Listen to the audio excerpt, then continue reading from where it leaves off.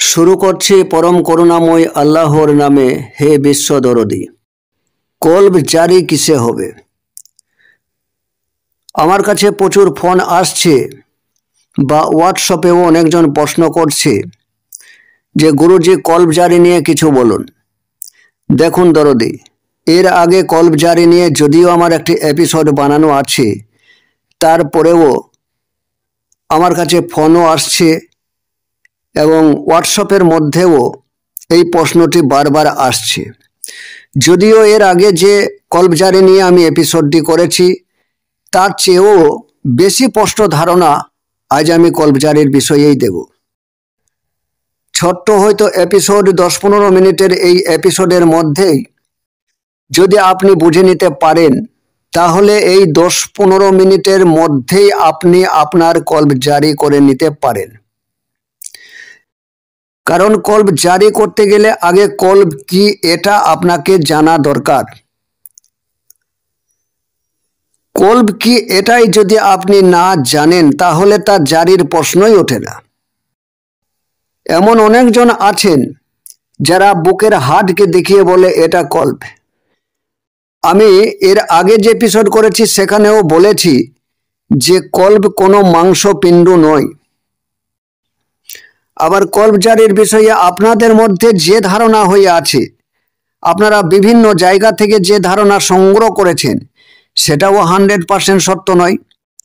আপনারা যেটা মনে করেন যে বুকের মধ্যে ধরাস ধরাস করে আওয়াজ করলে এবং তার সঙ্গে আল্লাহর তাল মেলালেই যেন আপনাদের মনে হয় আমার কলব জারি হয়ে গেছে, আমার কলবটি ধরাস ধরাস করে লাপাচ্ছে এবং আল্লাহু আল্লাহু জিকির করছে। দেখুন দরদি, আল্লাহর এমন কোনো সেফাতি নাম বা গুণবাচক নাম নাই যা আমল করে আপনার কলব জারি হয়ে যাবে। আপনার কলবটি লাপালেই যে আপনার কলব জারি হয়ে গেল এ কথাটাও সত্য নয়। কারণ আপনার সম্মুখে যদি হঠাৎ করে আপনার পায়ের সামনে কোনো বিষধর সাপ পড়ে যায়, আপনি বুকে হাত দিয়ে দেখবেন আপনার বুকটা কেঁপে উঠবে এবং ওই কলব যাকে বলেন সে ধরাস ধরাস করবে। আপনি যদি প্রচণ্ড পরিমাণে ছুটেন, আপনার ওই বুক ধরাস ধরাস করবে। আপনি যদি অত্যন্ত পরিশ্রমমূলক কোনো কাজ করেন, আপনার বুক ধরাস ধরাস করবে। আপনি যদি আল্লাহর নামে জোরে জোরে আওয়াজ করে 10 মিনিট, 15 মিনিট, 20 মিনিট জিকির তোলেন, তাহলেও আপনার বুক ধরাস ধরাস ধরাস ধরাস করবে। তখন আপনার মনে হবে আমার কলব জারি হচ্ছে। এইভাবে কলব জারি হওয়ার বিষয় নয়। আসলে আপনাদের মধ্যে যে কলব নিয়ে ধারণা আছে, এই ধারণাটিই ভুল। আমি এত কথা বলছি কেন? আগে যে ধারণাগুলি আপনারা মাথাতে বসিয়ে রেখেছেন সেগুলা ডিলিট করার অনুরোধ করছি এবং সেগুলা যে ভুল সেটা প্রমাণ করার চেষ্টা করছি।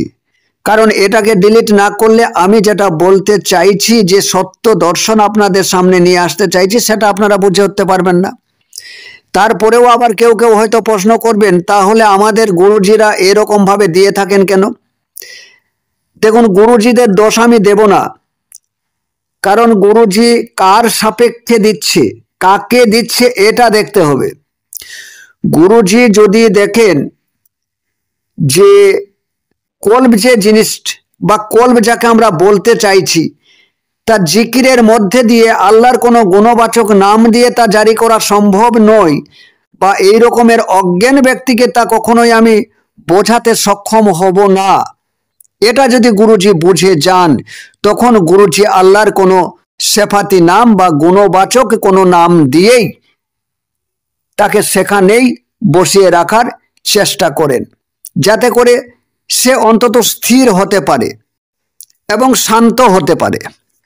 তবে আমি যে এপিসোডটি বানাতে চলেছি বা যেটা আমি বোঝাতে চলেছি, তা জ্ঞানের দরকার আছে। যারা জ্ঞানী তারা অবশ্যই আমার কথা বুঝে যাবেন, আর বুঝে নিতে পারলেই আপনার কলব জারি, যখনই বুঝে নিলেন তখন থেকেই জারি হওয়া সম্ভব। তাহলে আমরা আগে জানি কলব কি, কলব কাকে বলা হচ্ছে। দেখুন, কলব হচ্ছে আরবিক ভাষা, যেটাকে হিন্দিতে দিল বলা হয়, বাংলাতে হৃদয় বলা হচ্ছে। তাহলে বাংলাতে আমরা যেটা পাচ্ছি সেটা হচ্ছে হৃদয়বান হওয়া, হৃদয়কে জাগ্রত করা, মনুষ্যত্বকে জাগিয়ে তোলাটাই হচ্ছে কল্পজারি। আরেক পর্যায়ের বলা যায় যে কল্প কাকে বলা হচ্ছে, সেটা হচ্ছে আমিত্ব শেষ হওয়ার নামই হচ্ছে কল্প। কেন? কারণ যতক্ষণ পর্যন্ত আমিত্ব আছে অর্থাৎ আমার আছে ততক্ষণ পর্যন্ত আপনি দিলদার বা হৃদয়বান বা বড় মনের মানুষ আপনি হতে পারবেন না। কারণ আমিত্ব আপনাকে ক্ষুদ্রর মধ্যে বেঁধে রাখবে, আপনি বৃহৎ উদ্দেশ্যে কাজ করতে পারবেন না। আর বৃহৎ উদ্দেশ্যে কাজ করতে গেলে আপনাকে আমিত্ব মুক্ত আগে হতে হবে। তাই যে কারণে বলা হচ্ছে কল্প, তাকেই বলা হচ্ছে যে আমিত্ব মুক্ত হয়ে গেছে। আমিত্ব মুক্তের নামই কল্প, আমিত্ব শূন্যের নামই হচ্ছে হৃদয়বান, আমিত্ব শূন্য হয়ে যাওয়াই হচ্ছে দিলদার হয়ে যাওয়া। বুকে ধরাস ধরাস করে আওয়াজ হলেই কল্প জারি হয়ে যায় না। বুকে ধরাস ধরাস করে আওয়াজ হলেই আপনি হৃদয়বান হয়ে যেতে পারবেন না, আপনি বড় মনের মানুষ হয়ে যেতে পারবেন না, আপনি দিলদার হয়ে যেতে পারবেন না। যতক্ষণ পর্যন্ত আপনার মধ্যে আমিত্ব আছে ততক্ষণ পর্যন্ত আপনি নগণ্য, আপনি ক্ষুদ্রতায় বাঁচেন, আপনি নিজের স্বার্থে বাঁচেন। নিজের স্বার্থ শেষ করে পরম স্বার্থে অর্থাৎ জগতের স্বার্থে যে কাজ করে সেই হৃদয়বান, তারই কল্প জারি হয়েছে, এটা বলতে পারা যায়। গীতায় বলছে বহুজন সুখায় বহুজন হিতায়, অর্থাৎ বহুজনের সুখের জন্য বহুজনের হিতকর কাজ যে করে, মঙ্গলদায়ক কাজ যে করে, সেই হৃদয়বান, সেই দিলদার মানুষ, তারই কল্প জারি হয়েছে, এ কথাটা বলা যায়।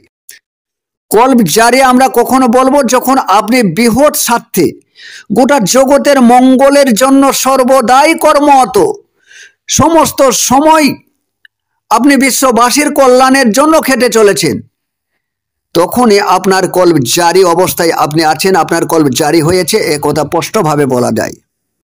আর তার জন্য আপনাকে আমিত্ব মুক্ত হতে হয়।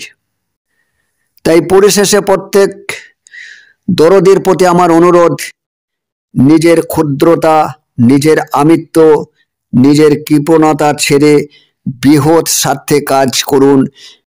বৃহতের স্বার্থে অর্থাৎ জগতের মঙ্গলের জন্য আপনি যে কাজ করছেন, এটাই আপনি জগৎকে প্রেম দান করছেন, এটাই সেই পরম আল্লাহকেই প্রেম দান করা। আপনি হৃদয়বান, আপনি দিলদার, আপনার কল্প জারি, এটাই। আজ এখান থেকেই থাক। খোদা হাফেজ।